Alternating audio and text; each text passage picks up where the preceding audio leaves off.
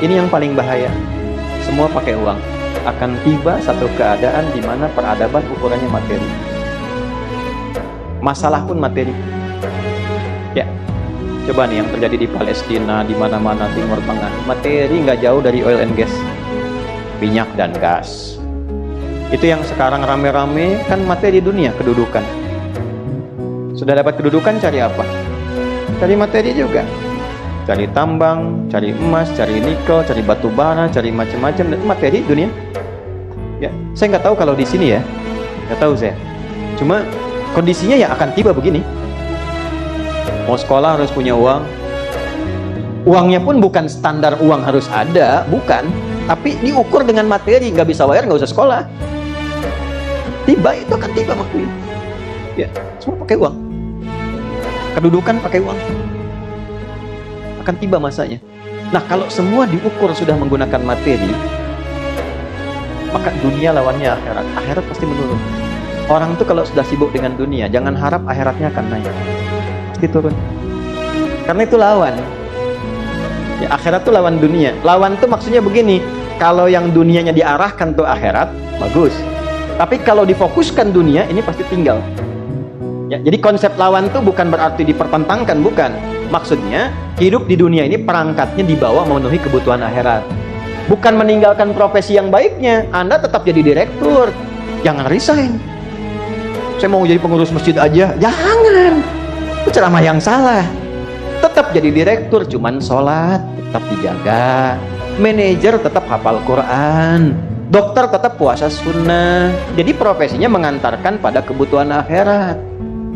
Yang salah itu direktur proyek dunia dikejar, sholat tinggal, ya, Quran nggak pernah baca, larut tadi situ dikuasai oleh dunia. Ukuran akhirat sudah nggak ada. Kalau ukuran akhirat sudah nggak ada, kontrol akidahnya hilang.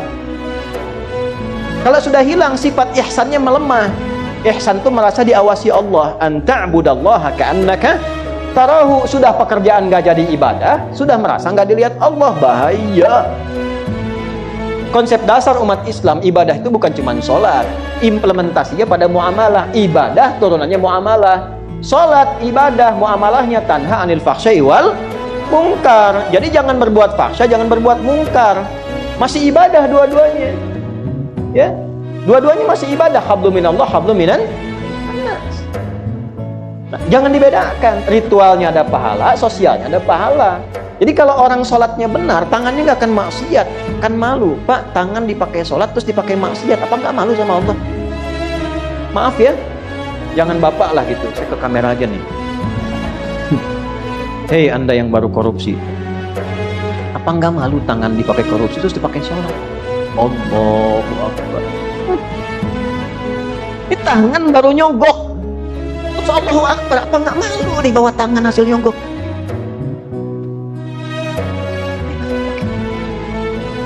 Baru ngetik yang jelek. Begitu, tangannya baru dipakai untuk mencela orang. Terus mengatakan Quran, Sunnah, lalu mengatakan Allahu Akbar dengan tangan yang baru dipakai. Bantu tuh yang rekam tuh handphone. Ada gambar apa di situ? Apa nggak malu handphonenya dimasukkan ke saku di bawah sholat dan di situ ada gambar-gambar yang nggak malu? Nah sekarang jangankan luarnya, ini tangan produk diri kita yang ada maksudnya pada diri kita, yang diciptakan Allah. Tolong ya syarahnya dilengkapi.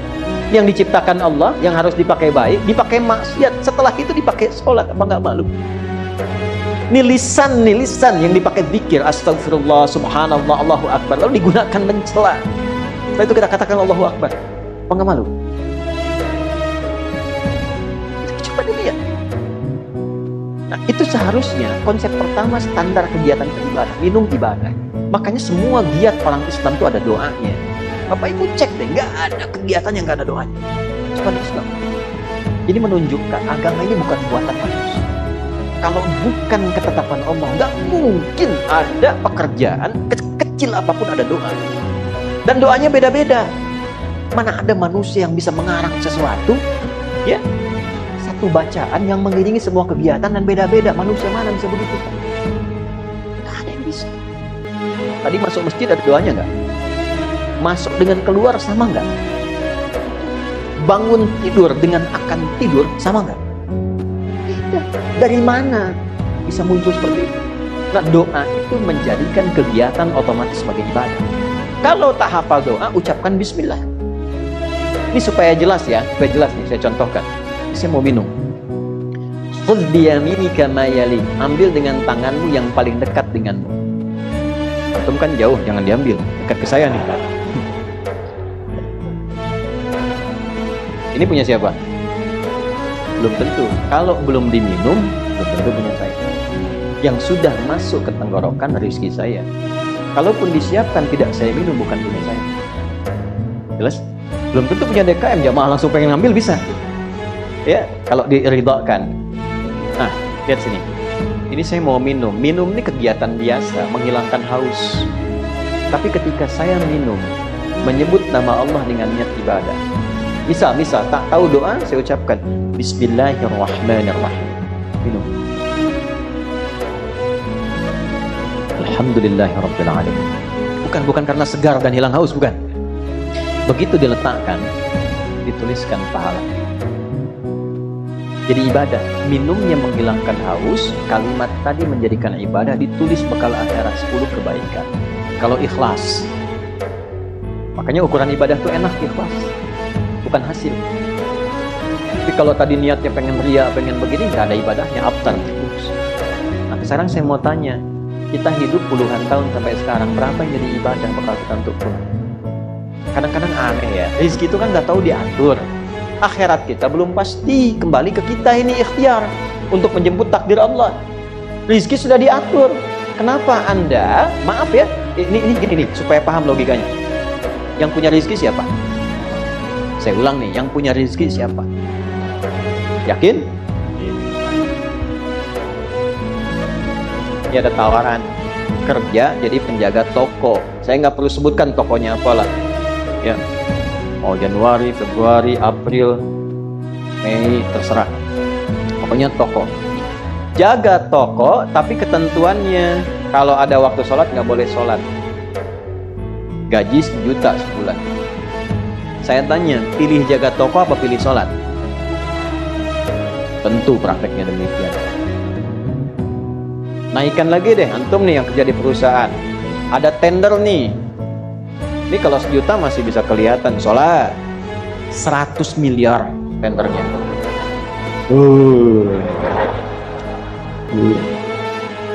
Waktunya bersamaan dengan Jumat. Pilih Jumat atau pilih 100 miliar?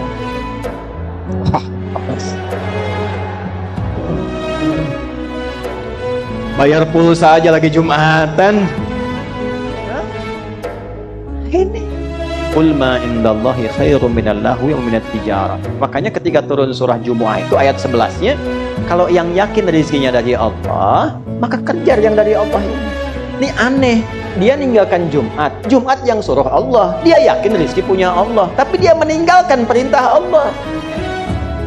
Allah balik nanya, kalau saya wafatkan kamu sebelum dapat itu bagaimana? Kata Allah. Jumat nggak dikerjakan, rezeki nggak didapat. Nah, tapi tidak demikian juga dalam prakteknya. Orang yang terkuasai dunia sampai kena penyakit wahan, ukurannya pokoknya uang, nggak peduli. Pokoknya saya harus dapat, berapapun biayanya. Anak saya mesti masuk kuliah di situ, berapapun biayanya. Saya mesti dapat kedudukan itu, berapapun biayanya. Saya mesti dapat barang itu, berapapun harus dikeluarkan. Di dunia udah nggak peduli bagaimana cara, ini wahan. Tapi dia masih sadar, nanti ada siksa kubur, nanti ada siksa neraka, ada surga. Dia sadar, tapi karena terikat dengan dunia, ujung hidupnya dia nggak siap, takut meninggal. Ya. Akhirnya ya coba-coba aja untuk umrah juga gitu. Cuman hartanya dipakai dari hasil nyogok, korupsi, macam-macam. Jadi begitu ada orang haji mengatakan labbaik Allahumma labbaik, maka dijawab oleh malaikat. Allah sampaikan ke malaikat, la labbaik la sa'daik. Nggak ada labbaik tuh, nggak ada sa'daik. Labbaik Allahumma labbaik. Datang orang hanya habis nipu orang, habis korupsi, labbaik, kata malaikat, la labbaik. Nggak ada labbaik tuh. Tuh albek tuh kan. Itu benar hadis tuh. Al-baiknya bukan, tambahan aja tadi. Hadis la labbaik la sa'daik, tambah lagi. Enggak ada kamu labbaik, enggak ada sa'daik, enggak ada benar-benarnya kamu itu. Itu. Hati-hati. Itu